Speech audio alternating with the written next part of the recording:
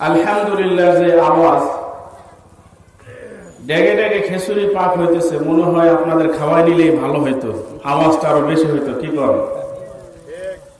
যে পরিমাণে খেসুরির ডেক দেখলাম, খেসুরির ডেক গুলো তো এখানে মুসল্লি ওই পরিমাণ নাই, তো এই খেসুরি খাইব কারা? আলহামদুলিল্লাহ, আমাদের সকলকে আল্লাহ পাক কবুল করেন, সবাই বলেন আমিন। সবকিছুই হবে ইনশাআল্লাহ।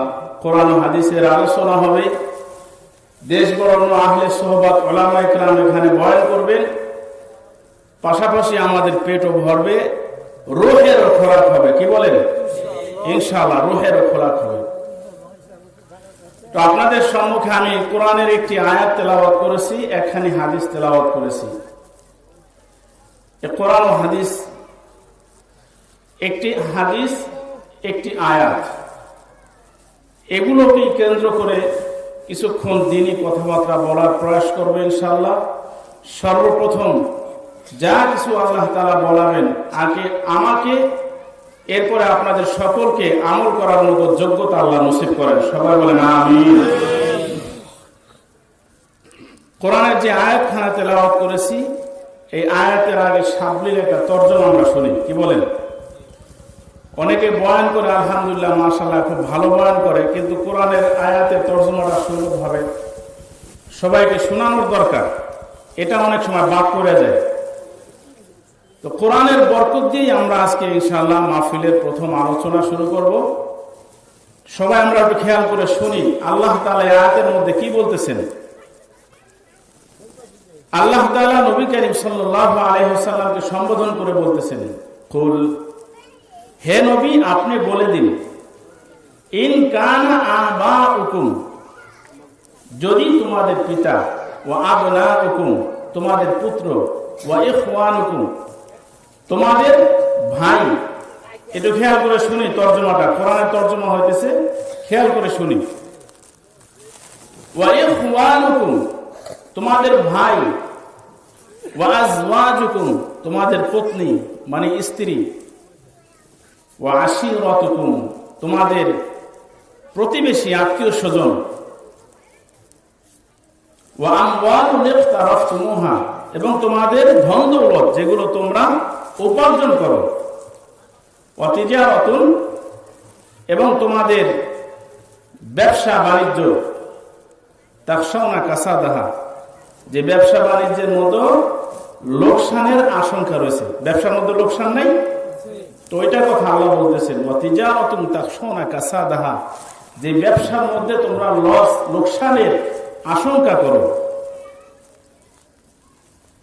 ওয়া মাসাকিনু তারদাউনাহা এবং তোমাদের পছন্দনীয় ঘর বাড়ি, সুন্দর করে অনেকে ঘর বাড়ি বানায়, তো ঘরের প্রতি মহাব্বত ঢুকে যায়, এজন্য আল্লাহ তাআলা বলছেন তোমাদের পছন্দের ঘর বাড়ি। এই যে এখানে 8টা জিনিসের কথা বলা হয়েছে। কয়টা জিনিস? 8টা বিষয় এখানে আল্লাহ তাআলা উপস্থাপন করছেন। এই 8টা বিষয় তোমাদের নিকটে যদি আল্লাহ এবং তার রাসূল, ওয়াতিজারাতুন তাখশাউনা কাসাদাহা ওয়া মাসাকিনু তারদাউনাহা আহাব্বা ইলাইকুম যদি তোমাদের নিকট অধিকতর, শুধু অধিক না, অধিকতর ভালোবাসার পাত্র, পছন্দের পাত্র আল্লাহ এবং তার রাসূল এবং আল্লাহর রাস্তায় জিহাদ করার চাইতে, আল্লাহর রাস্তায় কোরবানি করার চাইতে যদি বেশি প্রিয় হয়। কয়টা জিনিস ভাই? 8টা জিনিস। এই 8টা বিষয় যদি আল্লাহ, আল্লাহর রাসূল এবং আল্লাহর রাস্তায় জিহাদ করা, এই 3টা বিষয়ের থেকে বেশি মুহাব্বতের হয়ে যায়, ফাতারাব্বাসু হাত্তা ইয়াতিয়াল্লাহু বিআমরি, তাহলে তোমরা অপেক্ষা করো, তোমরা অপেক্ষা করো আল্লাহ তাআলার শাস্তির নির্দেশ আসা পর্যন্ত। নাউযুবিল্লাহ বলেন। এই 8টা বিষয় যদি আল্লাহ, আল্লাহর রাসূলের চাইতে, আল্লাহর রাস্তায় কোরবানি করার চাইতে, জিহাদ করার চাইতে যদি বেশি প্রিয় হয়ে যায়, তাহলে কিসের শাস্তির অপেক্ষায় থাকতে বলছেন? শাস্তি। আচ্ছা, পিতা মাতা, স্ত্রী, পুত্র স্বজন, ধন দৌলত, ভালো সুন্দর মনোরম বাড়ি গাড়ি, এগুলো কার না পছন্দ বলেন? সবাই তো আমরা পছন্দ করি। কিন্তু এই পছন্দের মধ্যে সবাই আমরা ভালোবাসি, এই ভালোবাসার মধ্যে এরও ঊর্ধ্বে রাখতে হবে। পিতা মাতার চাইতে বেশি ভালোবাসার পাত্র কে বলেন? আল্লাহ। স্ত্রী, পুত্র স্বজন, ধন দৌলত, এর চাইতেও বেশি ভালোবাসার পাত্র কে বলেন? আল্লাহ রাসূল। আল্লাহ তাআলা যখন জিহাদের নির্দেশ দিবেন, স্ত্রী, পুত্র স্বজন, ধন দৌলত, বাড়ি ঘরের সবকিছুর মায়া ত্যাগ করে কোথায় যাইতে হবে? আল্লাহর রাস্তায় জিহাদে নেমে যাইতে হবে। এটা হলো আল্লাহ তাআলার ভালোবাসা পেতে হলে। আচ্ছা, আমরা আল্লাহকে ভালোবাসিনি কি বলেন? অবশ্যই আমরা ভালোবাসি। তার আগে জেনে নেই আল্লাহ তাআলা আমাদের কেমন ভালোবাসেন। আল্লাহ তাআলা বান্দাকে কেমন ভালোবাসেন, নবীজি সাল্লাল্লাহু আলাইহি ওয়াসাল্লাম একটা হাদিসের মধ্যে বলছেন,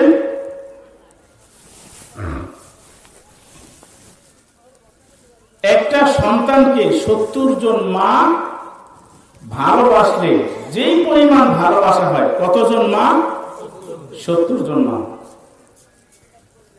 একটা সন্তানকে 70 জন মা ভালোবাসলে যতটুকু ভালোবাসা হয়, এই 70 জন মায়ের ভালোবাসার চাইতেও আল্লাহ তার বান্দাকে বেশি ভালোবাসেন। সুবহানাল্লাহ। তার প্রমাণ হলো, মা আমাদেরকে অনেক মায়া মমতা স্নেহ আদর সোহাগ করেন, কিন্তু সন্তান যখন ভালোবেসে একবার, দুইবার, তিনবার যদি ডাক দেয়, তো মা কি হয়ে যায় বলেন? বিরক্ত হয়ে যান। মা মা আদর করে যখন ডাকে, তো দুইবার তিনবার থেকে ডাক দিলেই মা কি পায়? কে কি আমার মাথা খাইস না, দূর হতো, দূরে সরে যা, এরকম বলে কিনা বলেন? কিন্তু আল্লাহ তাআলাকে যদি কোনো বান্দা সারা রাত্রিও ডাকে, সারা দিনও ডাকে, রাত্র দিন ডাকতে ডাকতে বান্দা ক্লান্ত হয়ে যাবে, কিন্তু রব্বুল আলামিন বান্দা ডাকে সারা দিতে বিন্দু পরিমাণ ক্লান্ত এবং বিরক্ত হবেন না। সুবহানাল্লাহ। আল্লাহ তাআলা কত ভালোবাসেন বান্দাকে।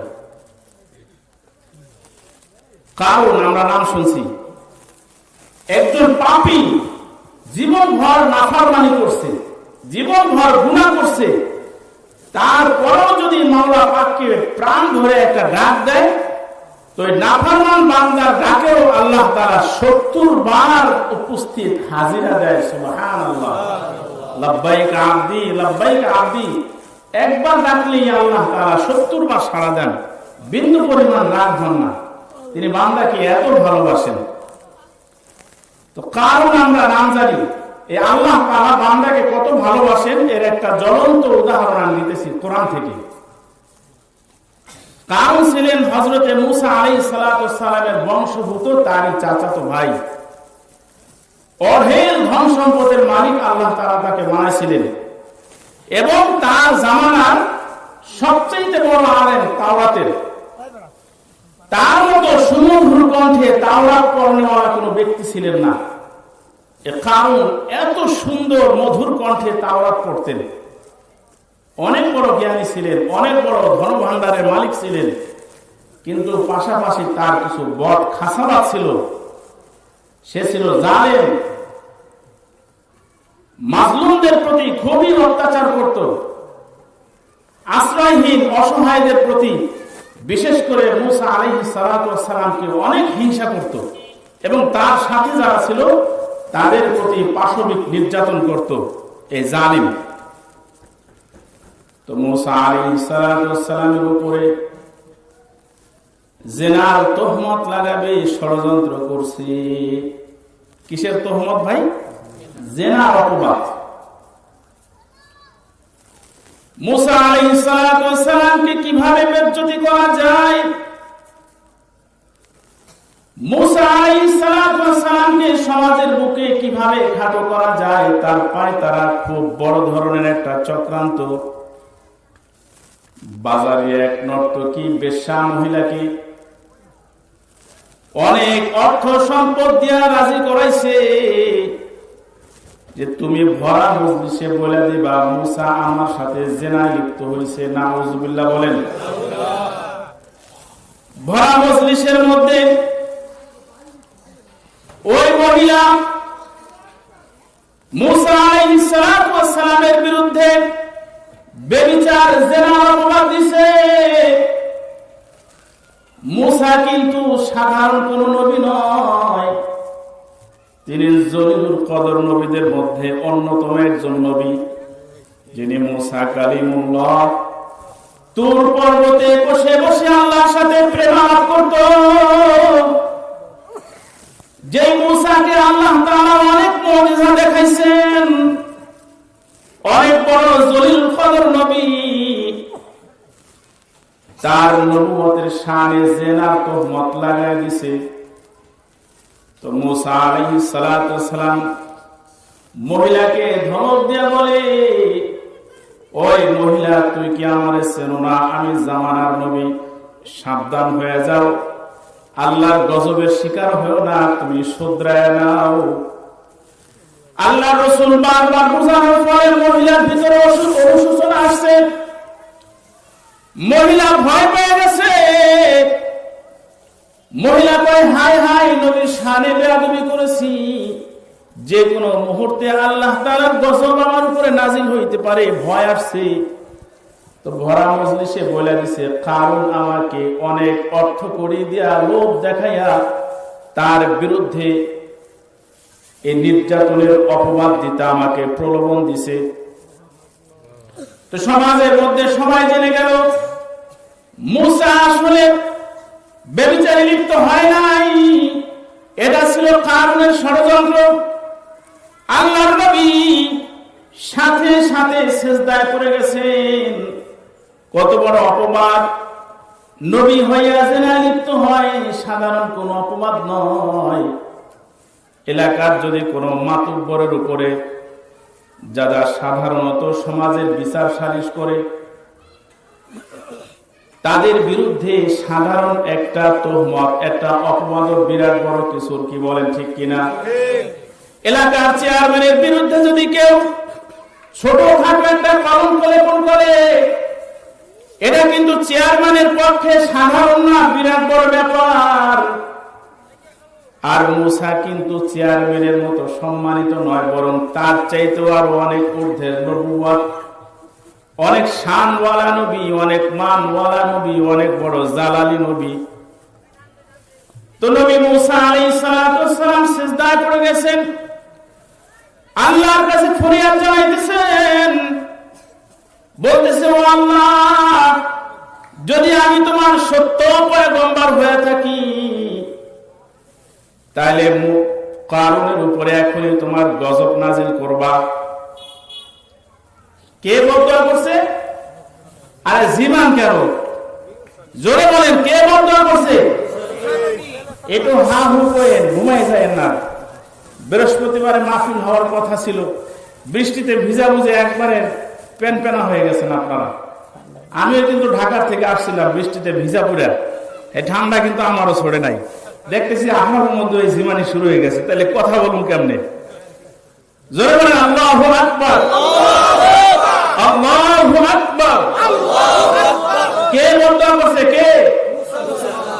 মুসা আলাইহিস সালাতু ওয়াস সালাম সিজদায় পড়ে বলতেছেন, ওগো আল্লাহ, যদি আমি তোমার সত্য নবী হয়ে থাকি, তাহলে এই মুহূর্তে জালিমের উপরে তুমি গজব নাজিল করবা। আল্লাহ তাআলা সাথে সাথে মুসা আলাইহিস সালাতু ওয়াস সালামের উপর ওহী নাজিল করছেন। বলছেন, মুসা, জমিনকে আমি নির্দেশ দিয়ে দিছি, জমিনের উপর আমি তোমার কর্তৃত্ব দান করলাম, জমিনকে তুমি যা নির্দেশ দিবা জমিন তোমার কথা শুনবে। জমিনকে মুসা আলাইহিস সালাতু ওয়াস সালাম ওয়াদা করলেন, জমিন, এ জালিমকে তুমি এখনই তোমার তলদেশে তাকে তুমি ধসায় দাও। জমিন কারুনের দোনো পাওকে এভাবে আটকায় ধরছে, পায়ের তলা থেকে মাটি ধসে গেছে। আবার মুসা আলাইহিস সালাম বলতেছেন, কয় জালিমটারে শক্ত করে ধর, ভালো করে ধর, ইয়া আরদু খুযিহি, হে জমিন ওরে ভালো করে ধর। আল্লাহ তাআলা অনেক নাজ নিয়ামত দিবেন, নাজ নিয়ামত পাইয়া সে অহংকারে ফুলে উঠছেন, অনেক বড় ধন ভান্ডারের মালিক তাকে বানাই দিছিল। ওয়া আতাইনাহু মিনাল কুনুজি ইন্না মাফাতিহাহু লাতানু বিল উসবাতি উলিল কুওয়া। আল্লাহ তাআলা তাকে এত ধন ভান্ডার দান করেছিলেন, 40 জনের একটা দল শুধু তার সিন্ধুকের চাবিগুলা বহন করত। আল্লাহু আকবার, কি পরিমাণ ধন সম্পদ দান করছিলেন। 40 জন যুবক এই সিন্ধুকের পুঁজি চাবিগুলি বহন করতে তারা বেকা হয়ে যাইত। আর মুসা দাওয়াত দিতেন, মুসা আলাইহিস সালাম বলতেন যে আল্লাহ তোমাকে এত ধন সম্পদ দান করছে, তুমি গরিব মিসকিনকে ইহসান করো, দয়া করো, দান দক্ষিণা করো। সে বলতো কি, আমার আল্লাহ দিলে কই করে, আমি তো নিজের বাহু বলে এগুলো কামাই করছি। নাউজুবিল্লাহ। কি বলতো, নিজ বাহু বলে, নিজের মেধা খাটাইয়া, নিজের ঘাম পায়ে ফেলে, রক্ত পানি করে আমি অর্থ উপার্জন করছি, আল্লাহ দিলে কই করে। নাউজুবিল্লাহ। এরকম নাস্তিক মার্কা বদমাইশের সমাজে কোনো অভাব নেই। যারা দেখবেন অর্থের চূড়ায় বসে অনেক বড় দাম্ভিকতা, অহংকারিতা প্রদর্শন করে, তারাও কারুনের মতো এরকম স্লোগান দেয় যে আমরা এগুলো নিজ হাতেই উপার্জন করেছি। ধন দৌলত কার হাতে? সব আল্লাহর হাতের চাবিকাঠি। আল্লাহ তাআলা যাকে পছন্দ করেন তাকেই ধন সম্পদ দান করেন। তো মুসা আলাইহিস সালাম জমিনকে আবার নির্দেশ দিছেন, হে জমিন তুমি জালিমটারে খুব শক্ত করে ধরো। ওই জীবনে অনেক অত্যাচার করছে, আজকে তার পুঙ্খানুপুঙ্খানু হিসাব বুঝাই দিবা। জমিন তাকে হাঁটু পর্যন্ত গিলে ফেললো। আবার নির্দেশ দিছে ভালো করে ধরো, কোমর পর্যন্ত জমিনের নিচে নিয়ে গেছে। আবার আরো শক্ত করে ধরো, গলা পর্যন্ত জমিনের নিচে দাবায় দিছে। কারুনের অবস্থা খুব নাজুক। এবার কারুন বুঝতেছে আমার তো আর রক্ষা নাই। মুসার কাছে খুব কান্নাকাটি, চোখের পানি ছাইরা দিয়া প্রাণ ভিক্ষা চাইতেছে। মুসা, আমায় তুমি রক্ষা করো, আমার প্রাণ তুমি ভিক্ষা দাও। একবার, দুইবার না, কয়বার? 70 বার চাইতে বেশি মুসা আলাইহিস সালামের কাছে প্রাণ ভিক্ষা চাইছেন। কিন্তু মুসা আলাইহিস সালাম তো বড় শানওয়ালা নবী, তিনি তো বড় ক্রোধের গা ফুলে গেছে, রাগে তার সমস্ত রগ গুলা ফুলে গেছে, কত বড় অপবাদ দিছে। আর মুসা আলাইহিস সালাম জালালি নবী, আমরা জানি, যিনি আজরাইল আলাইহিস সালামকে থাপ্পড় মেরে চক্ষু কানা করে ফেলাইছিল, জানিনি? এমন জালালি নবীর বিরুদ্ধে জেনা অপবাদ দিছে, নবী রাগ হয়ে গেছেন। একবার, দুইবার না, 70 বার তার কাছে প্রাণ ভিক্ষা চাইছে, তিনি ক্ষমা দেন নাই। কারণ তার আপাত মস্তক রাগে ক্ষোভে জ্বলে উঠেছিল, এই জন্য তার দিকে দৃষ্টিপাত করে নাই। তো কারুন জমিনের নিচে ডাইবে গেল। কিয়ামত পর্যন্ত শুধু কারুনই না, কারুনের যত ধন সম্পদ ছিল, ফাখাসাফনা বিহি ওয়া বিদারিহিল আরদ ফামা কানা লাহু মিন ফিআতিন ইয়ানসুরুনাহু মিন দুনিল্লাহ। শুধু কারুনই না, কারুন যেই অর্থ প্রাচুর্য নিয়ে অহংকার করত, তার সহকারে আল্লাহ ধসায় দিছেন। আল্লাহর গজব যখন কারো উপরে নাজিল হয়, তখন আল্লাহ তাআলা কাউকে ছাড় দেন না। তো কারুনকে জমিনের নিচে দাবায় দিছে। কিয়ামত পর্যন্ত যতদিন আসমান জমিন স্থানে বহাল থাকবে, কারণ ততদিন পর্যন্ত জমিনের নিচে ডাকতে থাকবে। মুফাসসিরিন কিরাম লিখেছেন কারণের যে 3.5 হাত বড়ি প্রতিদিন প্রত্যহ 3.5 হাত চেয়ে জমিনের নিচে যাইতে থাকবে। এভাবে কিয়ামত পর্যন্ত আল্লাহ তাআলার গজবের শিকার হয়ে সে নিচে যাইতে থাকবে। নাউজুবিল্লাহ। এবার আল্লাহ তাআলা কি বলে?